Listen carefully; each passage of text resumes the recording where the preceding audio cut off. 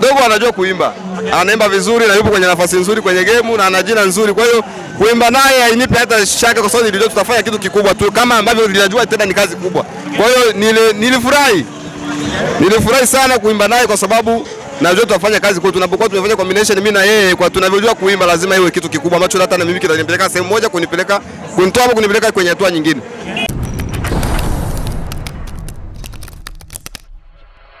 Okay, bane ni kuelekea 15 Agosti 2026 ambako ni mazingira ya tukio ambako ndugu yetu Shobi amekwenda kuachia EP yake ya Nyarugusu Talent.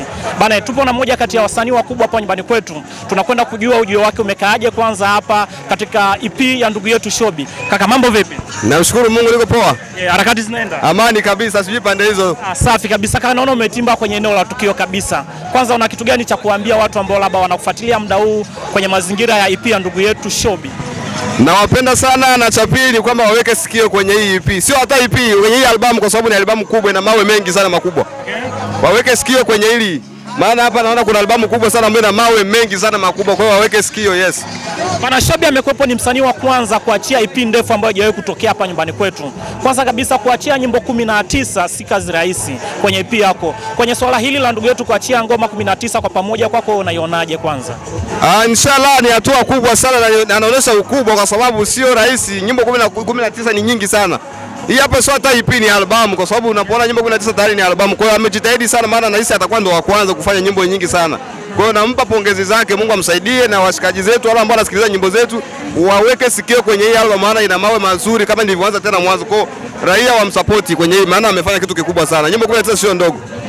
Moja kati ya nyimbo ambazo zipo kwenye EP na wanategemea kwamba zitakwenda kutrend ni moja kati yako wewe naye, na watazamaji wanatamani kujua ilikuwaje kwanza mpaka ukaamua kushiriki kwenye ngoma ya ndugu yetu. Dogo anajua kuimba.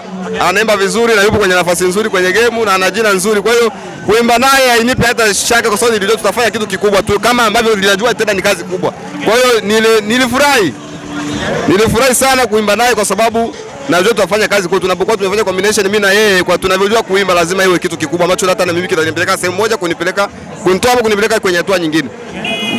Tunaelekea ndani ambako labda watu wengi wanatamani kuona performance yako.